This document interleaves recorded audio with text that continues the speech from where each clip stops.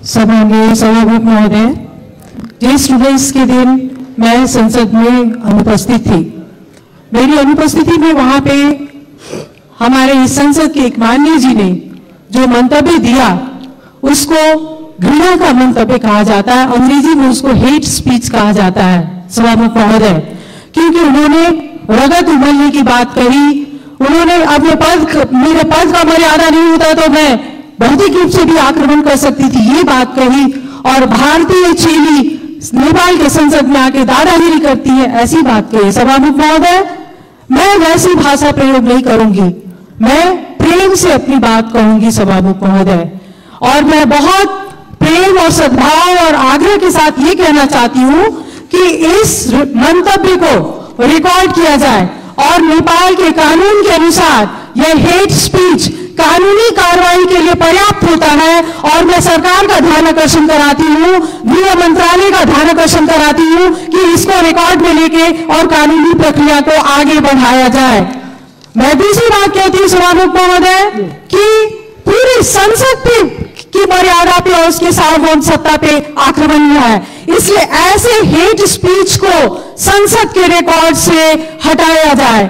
जब तक ये संसद का रिकॉर्ड पे बना रहेगा, इस देश में विभाजन की दरार वहीं से शुरू होगी, क्योंकि यहां पर अगर ये संसद के सार्वभौम सत्ता पे, संसद में ही जासूस कहने की बात की जाती है, संसद में दादागिरी चलाने की बात की जाती है, सभामुख महोदय, ये सिर्फ किसी माननीय पे नहीं, ये पूरे संसद पे आक्रमण है। सभामुख महोदय, मैं क्षमा चाहती हूं कि हमारे माननीय जी भी संसद का वक्तव्य पढ़ के अपना वक्तव्य देती है या मीडिया में जो प्रायोजित ढंग से वक्तव्य आता है उसको कहती हैं। मैंने कहा है भारत और चीन दोनों देश के साथ संवाद करके बात आगे बढ़ाई जाए, और थोड़ी देर के बाद मीडिया ने भारत लाई न सुधिकन नक्शा बनाउने ये कहा कि प्रायोजित किया। उन्होंने भी उसी मंतव्य को पढ़ा है, सुना है और उसके बाद अपनी धारणा व्यक्त करती हैं। कम से कम हम लोग सभासद लोग जब बोलते हैं तो वस्तुगत तथ्य और प्रमाण के आधार पे बोलें। जब बाहर के जनता की हल्ला होती है, उसी के हल्ला में हम लोग जाएंगे तो हम लोग देश का नेतृत्व कैसे करेंगे। मैं जो दूसरी बात, महत्वपूर्ण बात उठाना चाहती हूं यहां पर, हमारे माननीय जी ने एक बात तो अच्छा ही कहा, भारतीय चेली को भारतीय दलाल बोलते बोलते चेली कहा, महिला है सहानुभूति होगी इसलिए इज्जत बढ़ाया है, लेकिन फिर भारतीय जासूस करके उन्होंने सब पे पानी फेर दिया। मुझको भी मालूम है सभामुख महोदय, उनके पति राप्ती जिला के डांग जिला के राप्ती गांव पालिका में जब वो चुनाव लड़ रहे थे तो उनके गांव पालिका के निर्वाचन में भारतीय रुपया बांटा गया।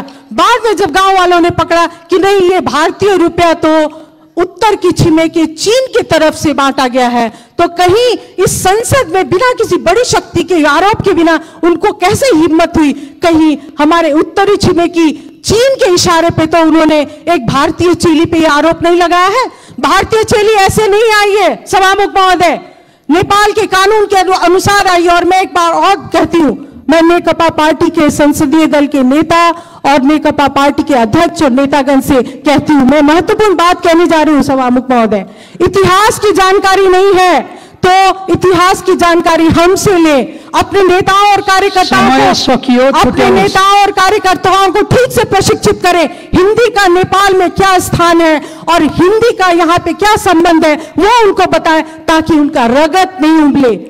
रगत, बुद्ध के संतान का रगत नहीं उबलना चाहिए सभामुख महोदय, और रगत तो बहुत का उबलता है।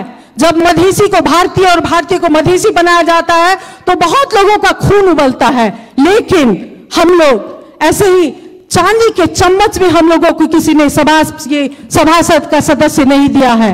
जनता के बीच में संघर्ष करते करते करते हम लोग आए। और अंत में एक बात और मैं कहूंगी, नागरिकता के विषय में उन्होंने कहा है कि हम लोग क्यों राष्ट्रपति होंगे, हम मैं एकदम खत्म करी हुई महत्वपूर्ण बात है।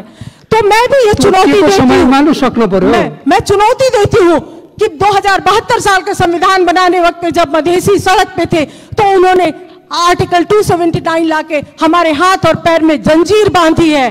जंजीर जब तक रहेगी तो हमारा संघर्ष रहेगा, और हिम्मत है तो वो जंजीर को हटाइए और तब हम साथ मिलकर नेपाल बनाएंगे। नहीं तो ये बात तो चलती रहेगी सभामुख महोदय। मैं फिर से कहती हूँ कि इसको सभामुख महोदय रिकॉर्ड से हटाया जाए।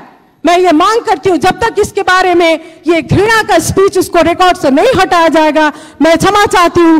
हम लोग संसद को ठीक से सुचारू रूप से आगे बढ़ने में देने में असमर्थ हैं। सभामुख महोदय।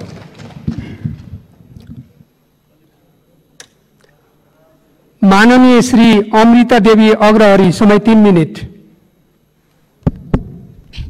सम्मानीय सभामुख महोदय, 19 गते के पार्लियामेंट के बैठक में जिस तरह हमारे माननीय गंगा चौधरी जी ने जो शब्द का प्रयोग किया है उससे हमारी पार्टी का ध्यान आकर्षण हुआ है। मैं स्पष्ट ढंग से कहना चाहती हूं कि माननीय गंगा चौधरी जी को माफी मांगना होगा। माननीय सदस्य अहिले माननीय सभामुख महोदय, जो भी इस सदन में सांसद के रूप में उपस्थित है वो संपूर्ण प्रक्रिया पूरा माननीय सदस्य मर्यादित ढंगले बोल्नु होला तपाईहरु बस्नुस्।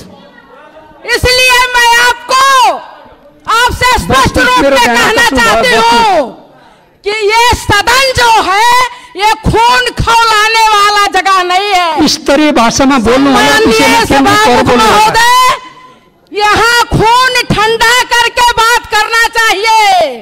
और अगर किसी का खून बहुत ज्यादा गर्म होता है तो बागमती में जाकर छलांग लगाना चाहिए। सभामुख महोदय, यहाँ किसी का अपमान करने का जगह नहीं है। सम्मानीय सभामुख महोदय, मैं स्पष्ट ढंग से कहना चाहती हूँ कि जिस तरीके से हम लोगों के साथ भेदभाव होता आया है, किसी भी बात का एक सीमा होता है, सीमा से बढ़ करके आवाज उठाया जा रहा है, अपमान किया जा रहा है। हिंदी में जो बोलता है, हिंदी शब्द का प्रयोग उन्होंने कहा है। सम्मानीय सभामुख महोदय, आपके कार्य व्यवस्था के तहत शुरू में हम लोगों ने जब शपथ ग्रहण लिया था उस समय पूछा गया था कि आप किस भाषा में शपथ ग्रहण लेंगे। हम लोगों ने अपना अपना उद्देश्य के तहत, जिसमें हमको सरलता होती है, हिंदी में भी जिसको जो अपना सहज होता था उस अनुसार हम लोगों ने लिखित दिया था और हिंदी में हम लोग बोलने के लिए शपथ ग्रहण लिया।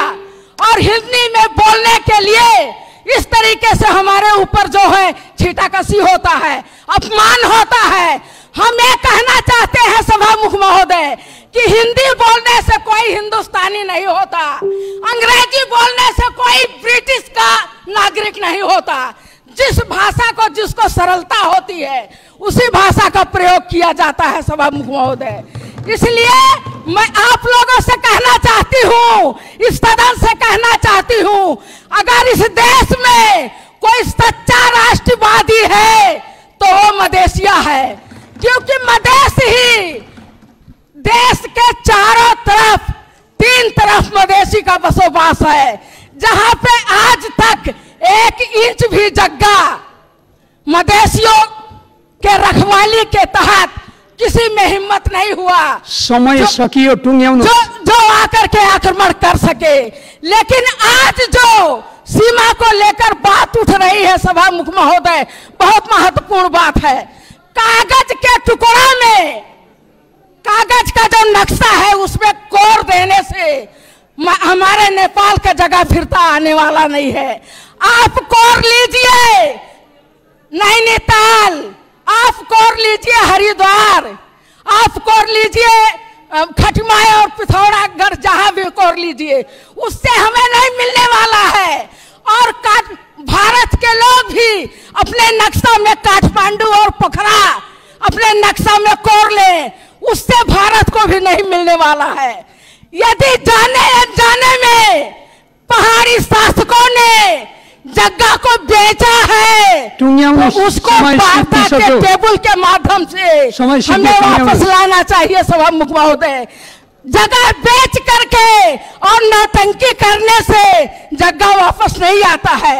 इसके लिए कूटनीतिक वार्ता के टेबल पे बैठिए और जगह को वापस लाइए। और यदि ऐसा नहीं कर सकते हैं, इस देश के शासक लोग तो कुर्सी से राजीनामा दे, कुर्सी छोड़ दे, मदेशिया उस कुर्सी पे बैठ करके और देश को वापस लाएगा। यदि वाकई हमारे देश के भूभाग आक्रमण हुआ है तो मैं इतना ही कह करके आप लोगों के समक्ष एक शब्द और कह देना चाहती हूँ। नागरिकता के विषय में भी हमारे माननीय जी ने आवाज उठाया कि एक सांसद के पास 2 नागरिकता है।